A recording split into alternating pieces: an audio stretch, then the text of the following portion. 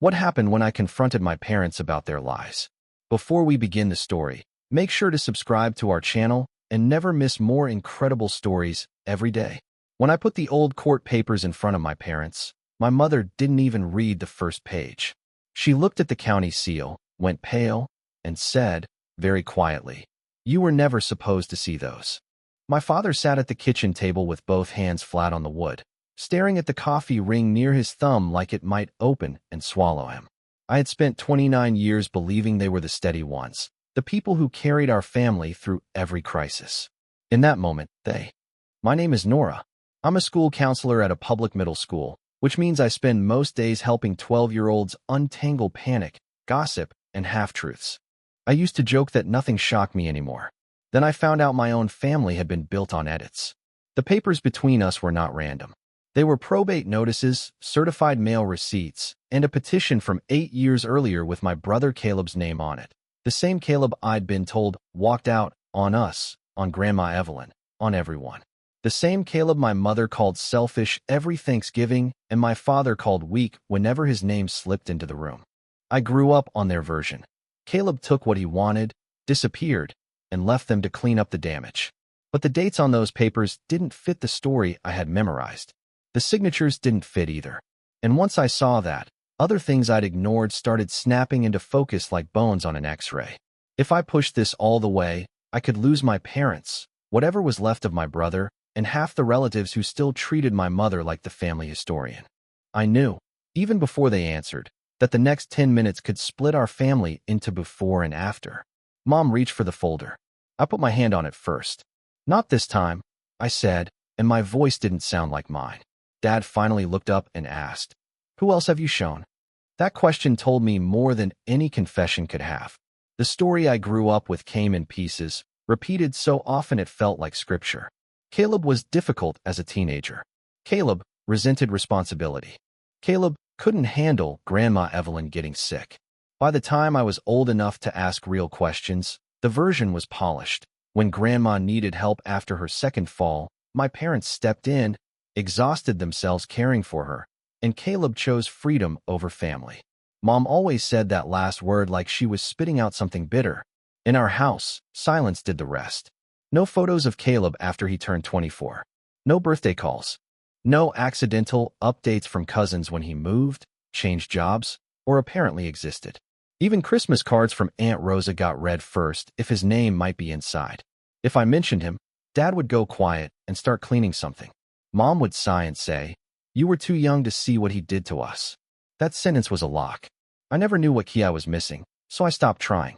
One memory came back hard after I found the papers.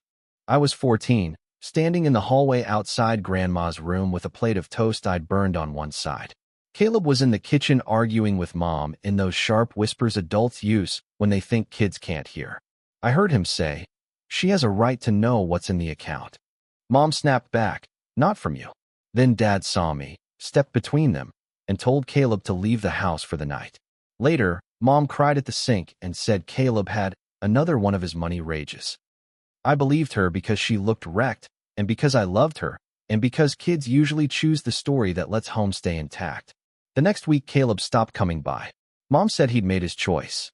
Dad boxed up some of Caleb's things and shoved them into the garage without speaking. I remember hearing metal clink in one box like keys or tools, and Mom saying, "Leave it. He won't need any of this."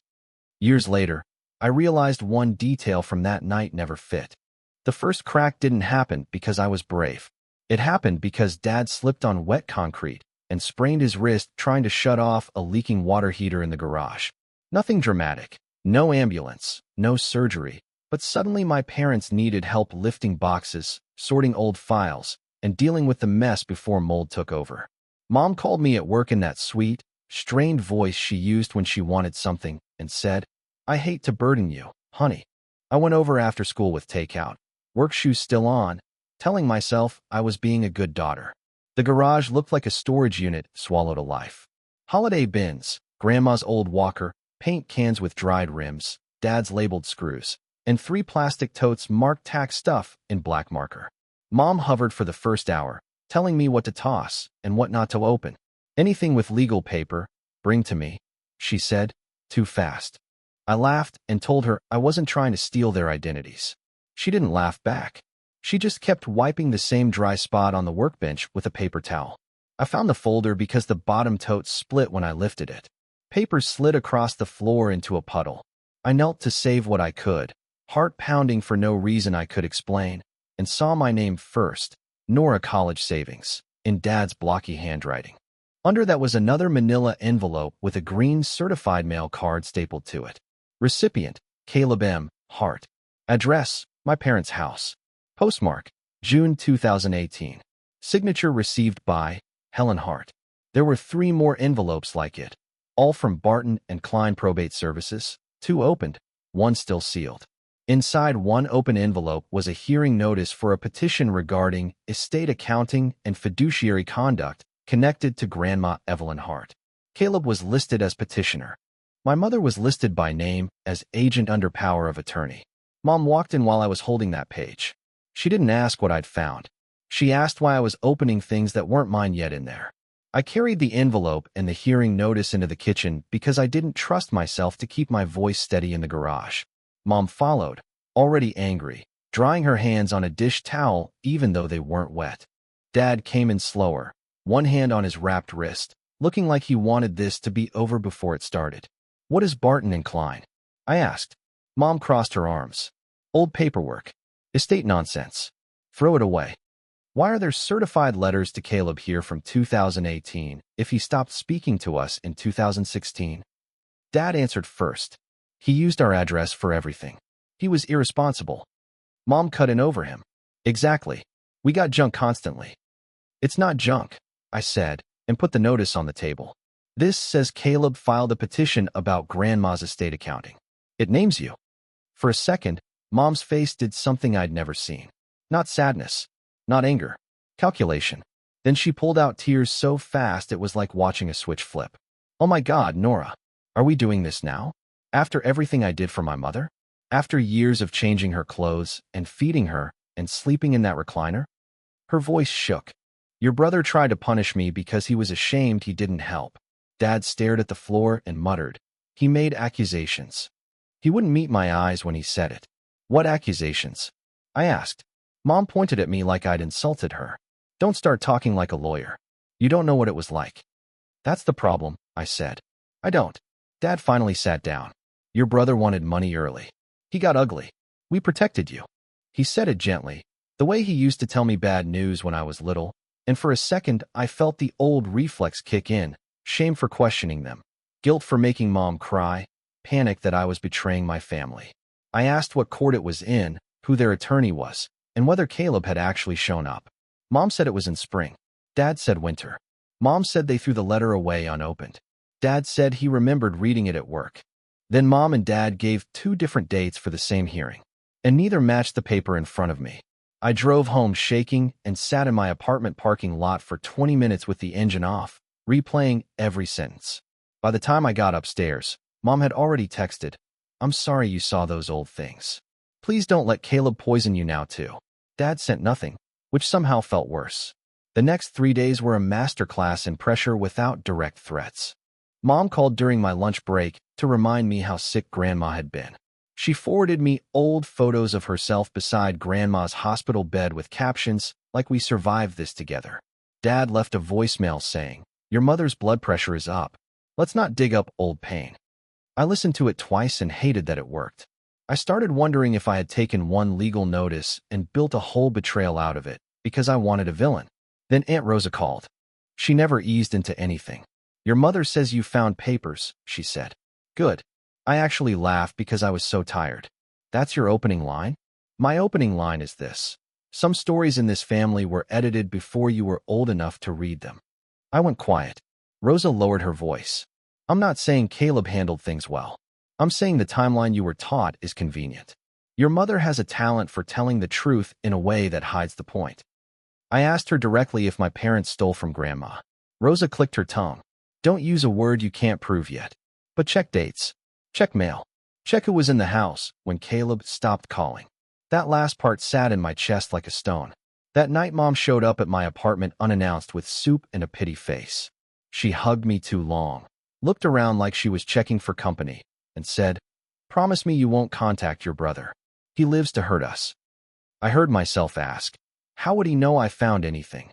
Mom smiled too quickly and said, he always knows when there's weakness.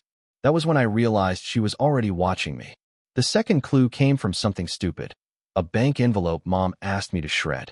I was back at the house 2 days later because Dad's wrist made it hard for him to drive, and I'd agreed to take him to a follow-up appointment.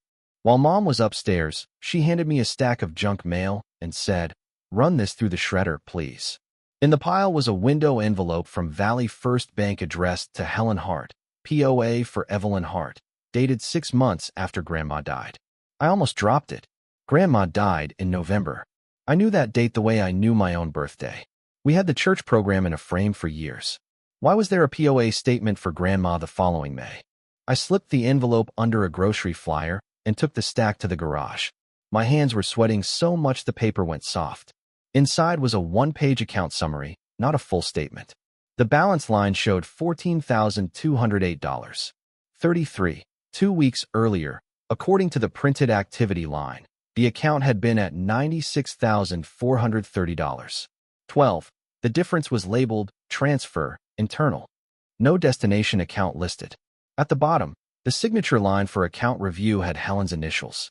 I'd seen my mother sign 1,000 cards and school forms. The H looked right. The rest looked dragged, like someone copying speed instead of habit. I took a photo, then another in better light, then tucked the paper back into the envelope exactly as I found it. My heart was pounding so hard I barely heard Dad calling from the driveway. That night, I searched my old email for Caleb. Nothing. Not one message. I knew he'd emailed me at least twice in college because I remembered reading one in the campus library and crying in a bathroom stall after Mom called it manipulative. I checked my blocked folder. Empty. I checked an old backup on my laptop and found a rule I never created. Any email from Caleb's address auto-archived and marked read in 2017. I never set that rule, and only one person knew my password then either. I sat on Caleb's contact card for almost a full day before I used it. Aunt Rosa had his number saved under Caleb Knew, like she'd been waiting for the rest of us to catch up. I called during my lunch break from my car and hung up before the first ring finished. Then I called again. He answered on the fourth ring with a flat, cautious, hello. I almost said, it's Nora, don't hang up. Instead I said, hi, this is Nora. I found something. Silence. Traffic hissed past my window. Then he laughed once, not because it was funny. That took longer than I expected. His voice was older, rougher, but unmistakable. Mine went right back to 16. Mom says you try to take Grandma's money. Of course she does. She says you filed something in court because you were angry. I filed because your mom was moving money out of Grandma's care account while Grandma was still alive, he said. No build-up. No soft landing. I asked for receipts. They changed the locks. I gripped the steering wheel so hard my thumb cramped. Caleb, I need facts, not just. Good, he snapped. You finally sound like yourself. Then he slowed down, like he realized I might actually listen this time, and gave me details. Dates. The bank branch on Willow Avenue. A meeting with a probate clerk in June 2018. A certified letter he never got until a copy came from his attorney months later. He said he left after Dad told him, in front of Grandma, that if he kept acting like an investigator, he was dead to the family. He said he called me 3 times the week he moved out, and Mom answered once and told him I didn't want contact. I never said that. I whispered. I know now, he said, and that hurt more than if he'd yelled. Before we hung up, he texted me a photo of a spiral notebook page in Grandma's handwriting. It listed medication costs, and, under that, a line that read, Helen borrowed $20,000. Says temporary. The date on the page matched the month Mom claimed Caleb disappeared exactly. Once I started checking dates, the whole story began to fray. On Saturday, I went to the county records office and paid for copies like I was researching a stranger. The clerk printed the probate docket for Grandma's case and highlighted 3 entries for me. Caleb's petition for accounting, a hearing notice, and a later filing noting service disputed. There was also a continuance because one party claimed they had not received documents in time. That alone didn't prove anything, but paired with the certified mail cards in Mom's tote, it changed the shape of everything I thought I knew. I called Barton and Klein and asked what records I could request as a family member. The receptionist couldn't give me private files, but she confirmed the case number and the dates. When I asked if notices had been sent to my parents' address for Caleb, she paused and said, carefully, "We mailed to the address listed at the time." Translation: yes. Then I looked at the money. The numbers were small enough to hide inside family chaos and large enough to ruin a person's trust forever by itself. Caleb sent me screenshots from an old folder he'd kept, partial statements from Grandma's care account, his notes from meetings, and a photo of a withdrawal slip dated August 12, 2017 for $18,000. The signature on the withdrawal line looked like Grandma's name written by someone who had only seen it on birthday cards. Grandma's arthritis was bad by then. Her signature had gotten shaky and compressed. This one was big and smooth. I found one more piece in my parents' house without meaning to. In the attic, inside a box labeled Christmas lights, there was a zip pouch of old keys and spare cards. One key tag read P.O. Box. Under it sat 2 unopened birthday cards to me with Caleb's handwriting, both stamped Return to Sender in black ink, but never actually returned. So now I knew at least one thing for sure. Caleb hadn't stopped reaching out. What I still couldn't answer was the part that scared me most now. I stopped treating it like a family argument and started treating it like a timeline. At my apartment, I cleared my kitchen table and made 3 stacks: documents, messages, and things I remember but can't prove yet. I printed the probate docket, the certified mail photos, the bank summary, and Caleb's screenshots. I wrote dates on sticky notes and lined them up by month. Grandma's fall, hospital discharge, account withdrawals, the night Caleb left, the first court filing, the unopened birthday cards. The visual made me sick. It wasn't just one lie, it was a system. A lie told at dinner, then reinforced by silence, then protected by paperwork hidden in the wrong box. Every time my parents claimed they were protecting me, there was a matching date where information disappeared. I also needed someone besides Caleb and Rosa because I knew my parents would say we were teaming up. So I called the bank branch on Willow and asked general questions about POA authority after death. The manager wouldn't discuss my grandmother's account, but she explained the basic rule in plain English: power of attorney ends at death. No exceptions because a family member is still sorting things out. I wrote that down word for word. Then I made the hardest call. I asked Aunt Rosa if she remembered Grandma ever lending my parents money. She was quiet for a long time. Finally, she said, "Helen told me it was temporary for roof repairs." Mark's work was slow. I told her to write it down. She texted me a photo later that night of a Christmas card Grandma had saved with a note in Rose's handwriting on the back. Loan to H&M discussed December 26th, 17, $20,000, repay in spring. So the borrowed $20,000 line was real. But the bank summary showed much more had moved. I sat there staring at a stack of paper and realized I had 2 choices.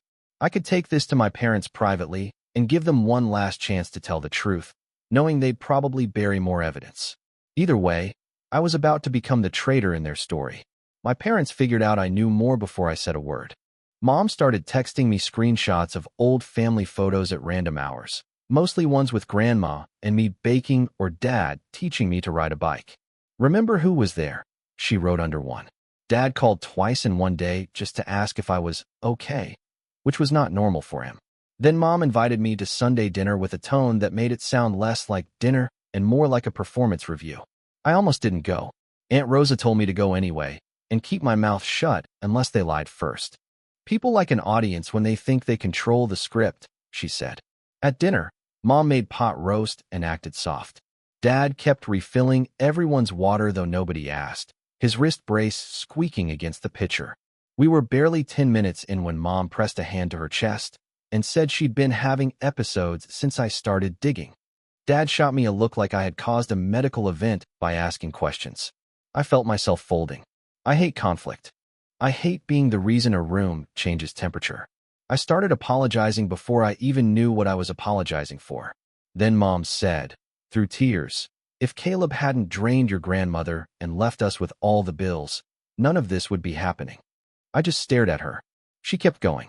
"We had to cover hospice with credit cards, Nora. Your father took a second job. You were in college. We protected you." The words were familiar. Too familiar. She'd used almost that exact speech when I was 19. But now I had dates in my bag, and the detail that snapped me awake was simple. Grandma's hospice was covered by Medicare and supplemental insurance after the assessment date. Caleb had already texted me, and the bank summary I photographed was from months after Grandma died. Mom was still crying when she added, "There was never any account left to fight over." Dad nodded. The bank envelope with the account number was sitting 3 feet from him on the desk. After that dinner, I stopped hoping for an accidental confession. I spent the next week building what I called, in my head, the no rewrite folder. I made a printed timeline with dates, sources, and one-line explanations in plain language. I labeled each item: a 1 probate docket copy, a 2 certified mail card signed Helen, a 3 bank summary after death, a 4 email auto-archive rule screenshot, a 5 Caleb birthday cards never mailed, a 6 grandma ledger photo, a 7 Rosa note about $20,000 loan. I made duplicates and stored one set at work in my locked file cabinet, because I suddenly understood how often evidence disappears in families that survive on denial. Then I texted Caleb, "I'm ready to confront them. Will you be available by phone Sunday 4 p.m.? He replied in under a minute, "I'll come in person if Rose is there." That scared me almost as much as the evidence, because I knew what seeing him walk into that house would do. But he was right. If he only joined by phone, Mom could talk over him, cry, hang up, and rewrite the call by dinner. In person, the room would have to deal with his face. I asked Aunt Rosa to come for coffee Sunday afternoon. She said, "I'll come early and sit where I can see the door." I told Mom I wanted to clear the air before things got uglier. She immediately said yes, which should have warned me. Dad texted later asking if we could do it, just immediate family. I replied, "Rosa is immediate enough. No emojis. No softeners." Before I went over, I emailed myself every photo and screenshot, then sent a sealed copy of the packet to my apartment mailbox. It felt paranoid. It also felt like the first adult thing I'd done in this entire mess. At work, I tell kids to write down what happened while it's fresh. I was finally taking my own advice. When I pulled up, Caleb's truck was already parked 2 houses down, out of sight from the front window. In my tote bag, the packet corners dug into my palm hard enough to leave marks. For the first time, I knew this wasn't going to stay private now.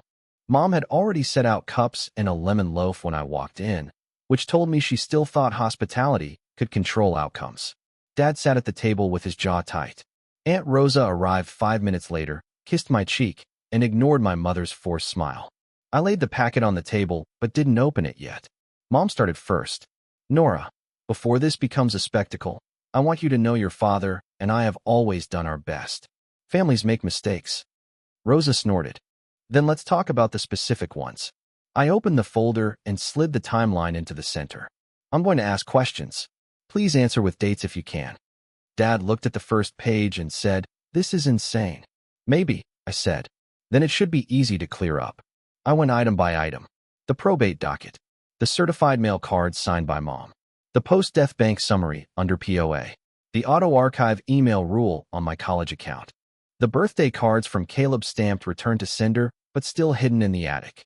With each one, Mom tried a different strategy. I forgot. That was clerical. Caleb staged that. "You're misreading it. You're hurting me." Then I texted Caleb from the table. "Come in."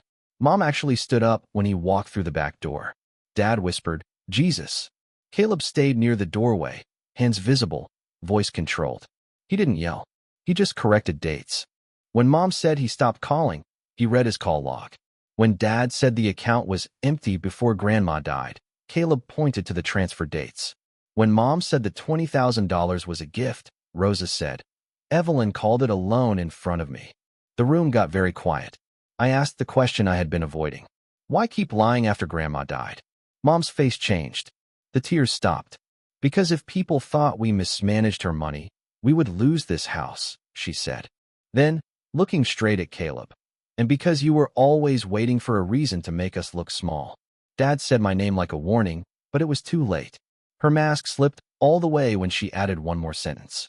The sentence was, "I did what I had to do to keep this family together." Nobody spoke for a full beat after that. Caleb looked like he'd been punched and somehow expected it. Rosa closed her eyes, then asked, "By stealing his mail too? By filtering Nora's email?" Mom opened her mouth, but Dad cut in for the first time with actual force. "Helen, stop. That should have felt like vindication." Instead, it made me feel sick because it confirmed he had known enough to stop her years earlier and chose not to. Dad turned to me and started talking fast, as if speed could turn facts into context. Mark's contracting work had gone dry in 2017. They were behind on the mortgage. Grandma's account had some extra aftercare expenses. Helen moved money intending to replace it after refinancing. Caleb found statements and threatened court. Helen panicked. They said Caleb was unstable and would ruin everyone if the truth came out, so they controlled the story first. Within 48 hours, the family split along predictable lines. 2 cousins texted me that I should be ashamed for humiliating my parents. One uncle asked for copies of the documents because this smells bad. Rosa put me in touch with a probate attorney for a consultation. Caleb filed a formal request to review the estate accounting again after learning some records were still retrievable. I gave him every copy I had.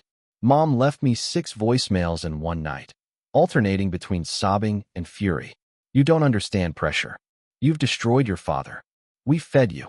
Call me before strangers get involved. Dad sent a single text. We can fix this privately. That one hurt most because private was exactly how it had survived. I paid a price too. I snapped at a student for interrupting me and had to apologize in tears. I stopped sleeping for real. My jaw ached from grinding. Some mornings I sat in my car outside work and practiced breathing like I was one of my own kids. Then the lawyer called back and said one phrase that made everything suddenly real. The phrase was potential fiduciary breach, and hearing it from a stranger made me stop romanticizing any of this as a family misunderstanding. Nothing resolved overnight. There wasn't one dramatic apology and a group hug and a clean ending. There were appointments, paperwork, and long stretches where nobody spoke except through clipped texts. Caleb and I met for coffee in a strip mall diner because neutral ground felt safer than either of our homes. We spent the first 20 minutes talking about stupid things, the coffee, my job, his truck, because jumping straight to lost years felt like touching a stove. I don't need you to choose me over them, he said eventually. I just need you to stop letting them narrate me. That sentence landed hard because he was right. Even after everything, I still caught myself translating his tone through my mother's voice. I started therapy with a counselor across town so I wouldn't bump into school families in the waiting room. She gave me language I didn't have before: enmeshment, triangulation, selective disclosure, guilt conditioning. The labels didn't fix it, but they helped me stop calling my confusion weakness. I set boundaries in writing because every verbal conversation with my parents turned into revision. I texted, I will not discuss Caleb without documents present. I will not handle money or legal papers without copies. I will meet in public or with a witness. I will leave if I'm yelled at. Mom called the message cold. Dad called it unnecessary. I sent it anyway. Over time, I helped in very specific ways and only on paper, driving Dad to appointments, sharing contact info for legal aid, dropping groceries when Mom had the flu. No loans. No signing anything. No secret conversations, just between us. Caleb and I started small too. One walk, one dinner, one honest answer at a time. We compared memories and kept catching places where my version had been scripted for me. Then he showed me the photo Mom had said never existed. I used to think loyalty meant protecting people from consequences, especially if they were family. Now I think loyalty without truth is just silence with better branding. That sounds neat when I type it, but living it was ugly. I grieved my parents while they were still alive and still texting me. I grieved the version of my childhood that felt safe because it was simple. I grieved the years Caleb and I lost to a story neither of us wrote.